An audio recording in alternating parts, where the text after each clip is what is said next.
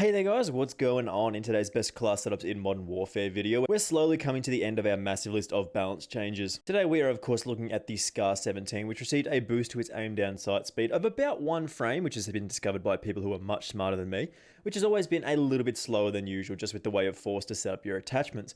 I've been using this class recently and have been loving it. Really consistent damage, recoil control, and now a good combination of decent handling and mobility. It's one of the highest damaging assault rifles in Modern Warfare, and at the right range, if you do land 2 headshots, it'll get a 2-shot kill, which is very powerful, but most of the time it'll be a 3-shot kill anywhere to the body. And if you are looking for something a little bit different to the M4 and the Grau 556, you should find good success in this particular weapon here.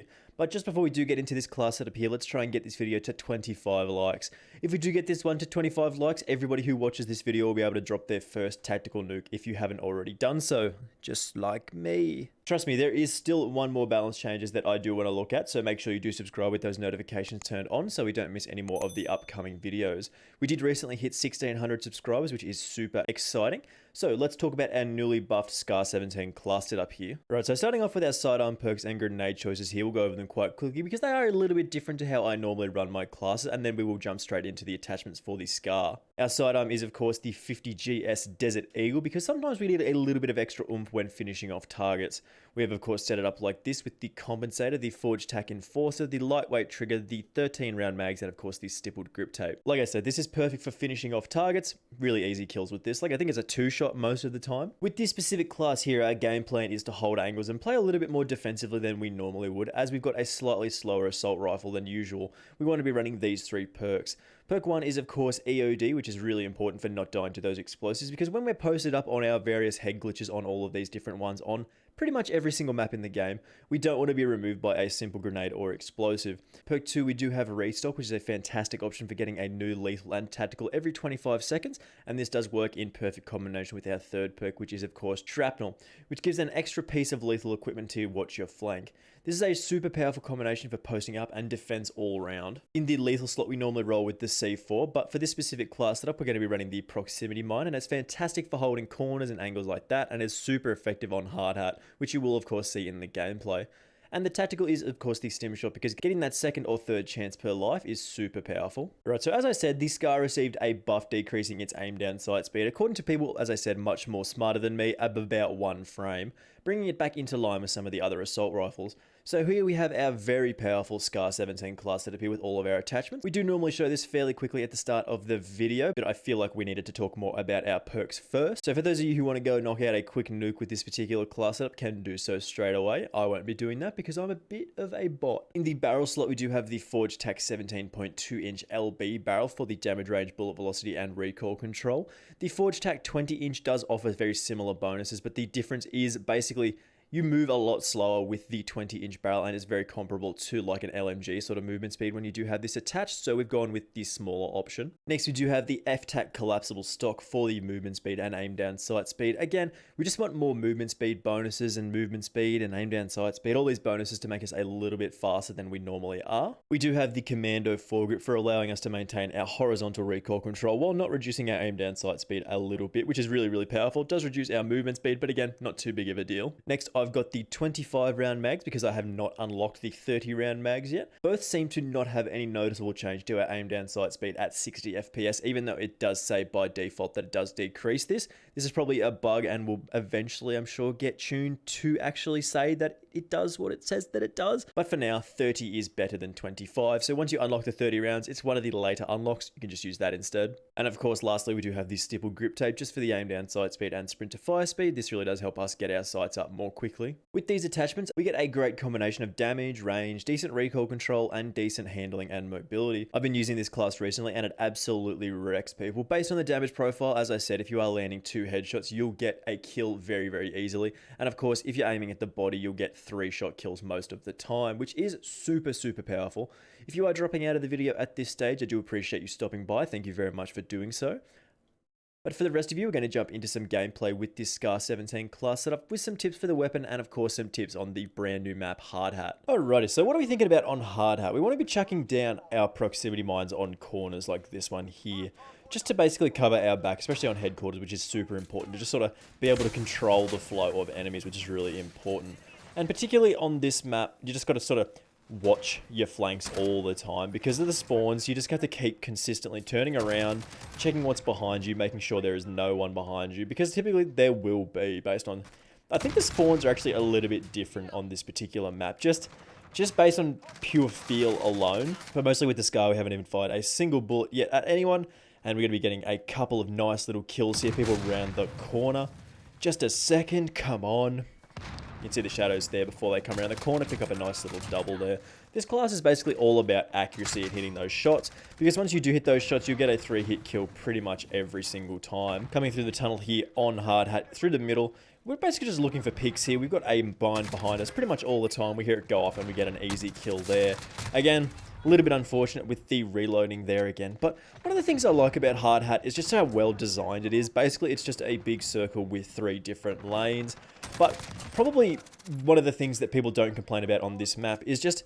it is 3 lanes and it is fairly linear, but there's definitely a lot of different routes and ways that you can take to sort of navigate through these particular 3 lanes, and that's probably why people aren't sick of it. People don't hate it. People love hard hat, rather than when they say, oh, I'm sick of the 3-lane map design. They clearly aren't talking about hard hat, because this is just such a well-defined, well-loved map. So as I said previously, hard hat is all about covering those flanks and making sure you do have control of that tunnel.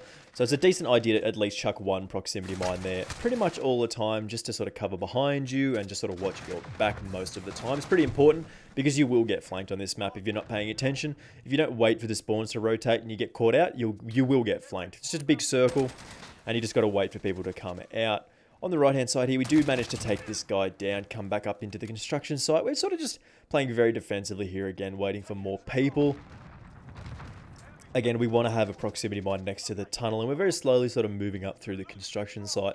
This class isn't really designed around pushing or anything like that, so we're just waiting, looking for people to kill, try and get some easy frags. We missed that guy there. It's just a little bit unfortunate, and then we get taken out. Now, admittedly, this is not my best game, but we're still trying all the things that make a successful game, like pre-firing head glitches on this particular map is very, very important, because it's really designed all around these particular power positions, and you do not want to be face checking them as often as I did here, but we still managed to get the kill with the proximity mine, which is just hilarious. Again, now the big tunnel is bait. Like, you do not ever want to be in the tunnel. I just wanted to point out that there was 3 of my teammates sitting in the tunnel at the same time there. The tunnel is always bait. You pretty much go near the tunnel and you will die.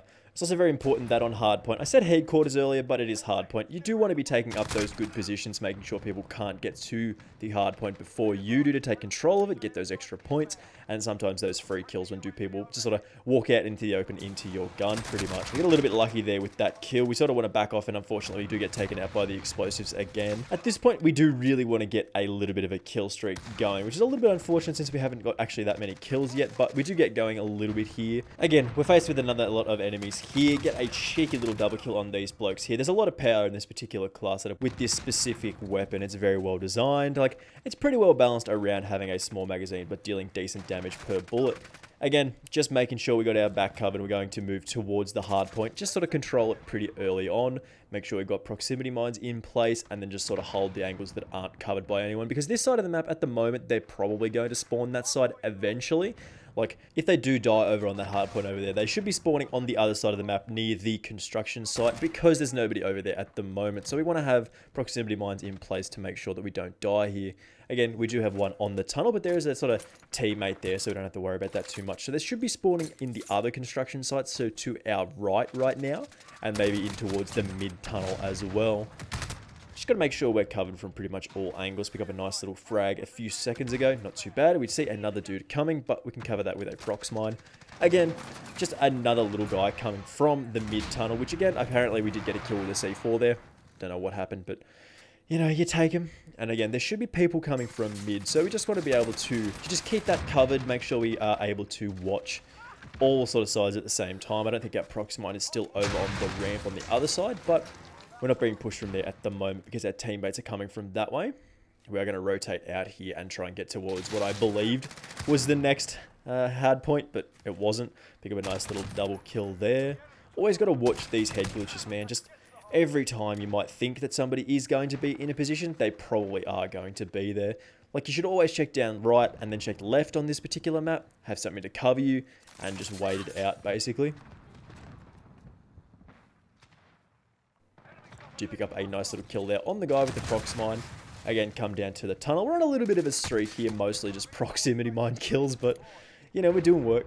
We want to come back around under the tunnel here. This is a very important part of the map to control as well.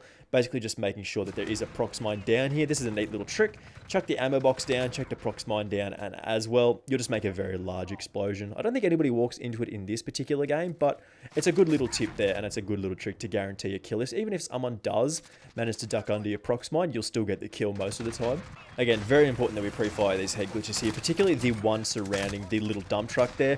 We did get taken out by somebody closer, but it's very important to make sure people are not sitting on these sort of very, very strong power positions like that little, like the digger, and then pre-fire it again. Didn't manage to pick up a kill there, but could have very easily done so.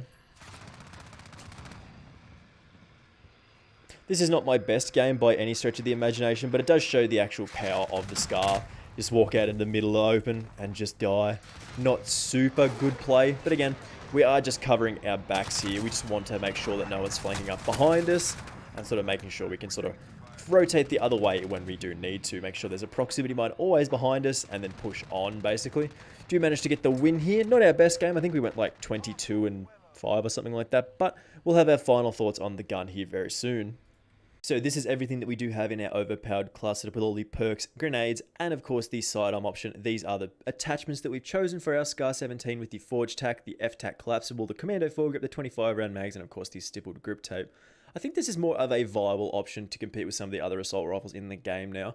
It always felt like it was a little bit overlooked, a little bit forgotten, because it was just sort of a bit weird and a bit unusual to have like only a 20 round mag by default. So just the slightly different stats on this particular weapon have made it less usable and less favorable than something just like a solid M4. But this combination of attachments really does help make the Scar 17 very powerful in this game now, as a classic weapon like this should be. People have loved the Scar since before I can remember, basically. For as long as I can remember, people have been like, yeah, the Scar's a good gun in most Call of Duty games. Anyway, if you did enjoy this one, make sure you do let me know by leaving a like, and do subscribe if you are new around here, of course, so you don't miss out on any more of these videos. Thank you very much for watching, guys, and I will see you in the next video. Bye!